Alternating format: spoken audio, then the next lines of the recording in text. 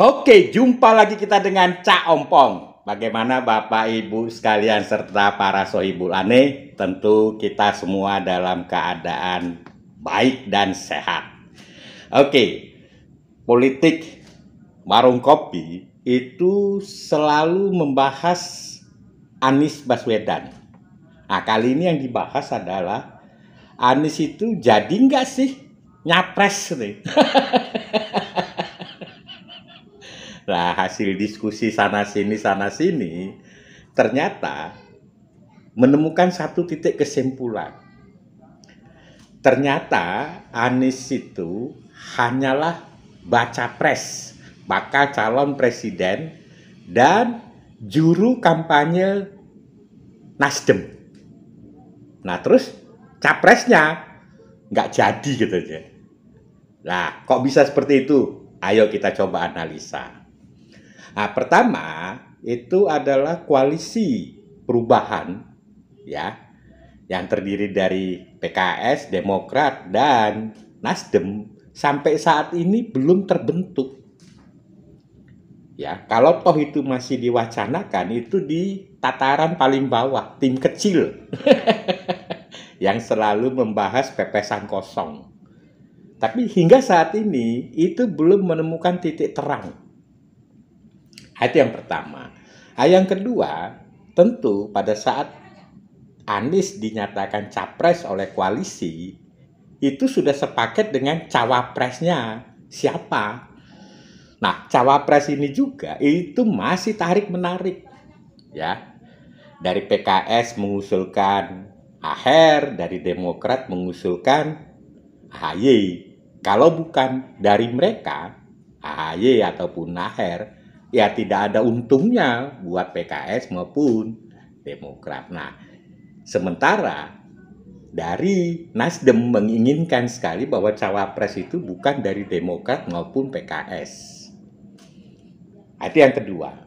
Yang ketiga, dana operasional. Ya, seperti kita ketahui bahwa Pilpres itu membutuhkan dana operasional, menggerakkan mesin partai, menggerakkan relawan, itu biayanya biaya tinggi. Pertanyaannya, siapa bohirnya? Kalau toh tidak terjawab siapa bohirnya, tentu pembagian tugas siapa yang membiayai apa, ini juga belum menemukan titik temu hingga saat ini.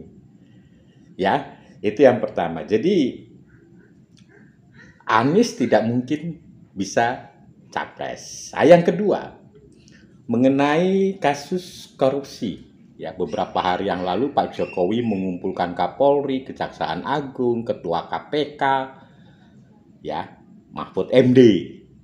Dalam hal indeks persepsi korupsi di Indonesia itu menurun. Ya, menurut pengamatan bahwa korupsi di Indonesia mulai lagi ya meningkat. Ya, jadi tingkat kepercayaan investor mungkin dalam tanda kutip bisa terganggu karena korupsi. Nah, per hari ini ada berita bahwa Johnny Plate ya itu akan dipanggil Kejaksaan Agung. Tentu terkait ya tadi korupsi, terduga korupsi ya di bawah kementeriannya. Nah, demikian juga Anies. Ya, kasus Formula E itu masih terbuka di KPK.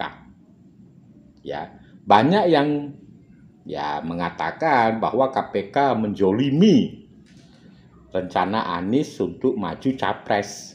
Timbul pertanyaan, pencapresan Anies dengan kasus Formula E itu lebih dulu kasus Formula E. Nah, menurut pengamatan politik ya, di warung kopi, jangan-jangan pencapresan Anies ini itu hanya untuk ya semacam backing lah. Backing bahwa dia tidak bisa diusut mengenai kasus Formula E. Jadi ini yang segera akan diusut ya. Itu mengenai kasus korupsi. Lalu kalau kita melihat bagaimana selama ini ya kunjungan Bang Surya Paloh ke Pak Jokowi, Bang Surya Paloh ke Luhut, Bang Surya Paloh ke Golkar. Dan tidak pernah Bang Surya Paloh berkunjung ke PKS maupun ke Demokrat. Tentu ini semua mempunyai makna. Ya, kita orang awam ya berkesimpulan tidak mungkin para petinggi-petinggi ini berkumpul hanya sekedar minum kopi dan ngomong kosong. Tidak mungkin. Ya, pertemuan Luhut di London ya bersama Pak Paloh itu diikuti lagi pertemuan di Jakarta. Tentu ada hal penting ya menyangkut ya pencapresan ataupun ya reshuffle dan lain sebagainya. Ya. Jadi kalau kita melihat orang mengatakan bahwa Bang Surya Paloh itu retak hubungannya dengan Pak Jokowi, salah.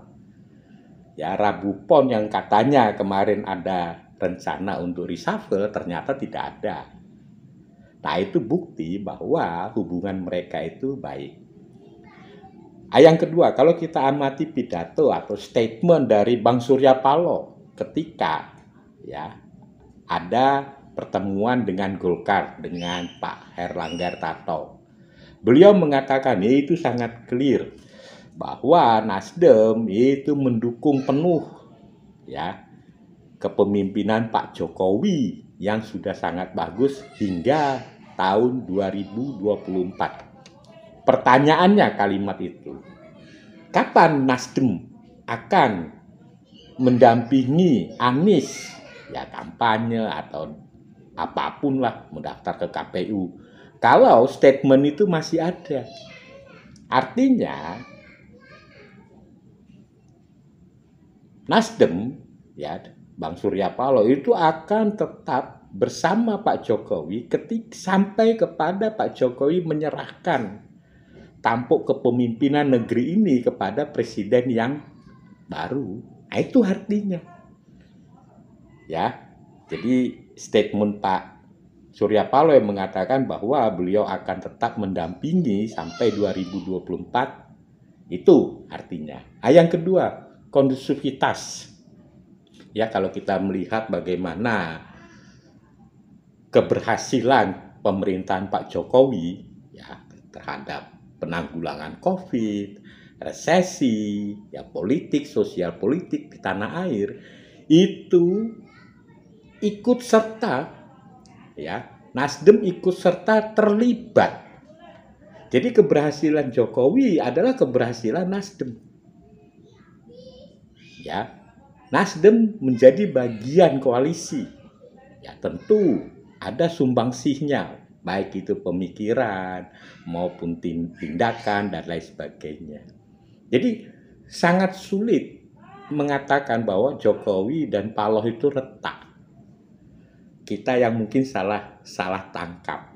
Dan mungkin kubu Anies paling senang kalau Surya Paloh itu retak dengan Jokowi. Ya. Yang keempat, Bang Surya Paloh ini adalah politikus sudah senior.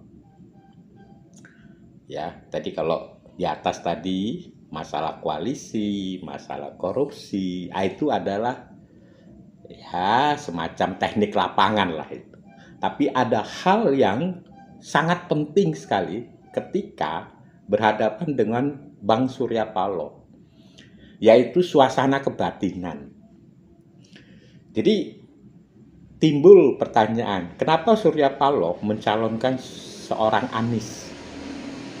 Bang Surya Paloh sudah memahami suasana kebatinan seorang Anies yang ingin maju capres. Ya, haus berkuasa di negeri ini. Ini ditangkap oleh Bang Surya Paloh. Sehingga lebih dulu mendeklarasikan, tentu dengan persyaratan-persyaratan yang tidak mungkin, sekali lagi saya ulangi, tidak mungkin dilakukan oleh seorang Anies. Dan tidak mungkin mencapai titik kesepakatan.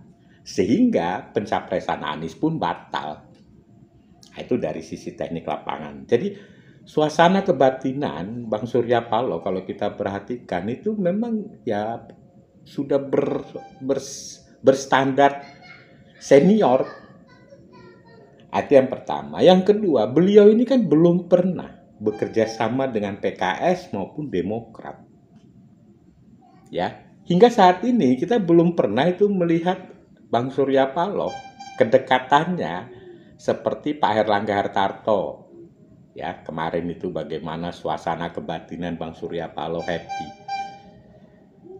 Ya, karena apa? Karena Bang Surya Paloh juga alumni dari Golkar. Ya, sehingga suasana kebatinan, romantisme itu terjadi.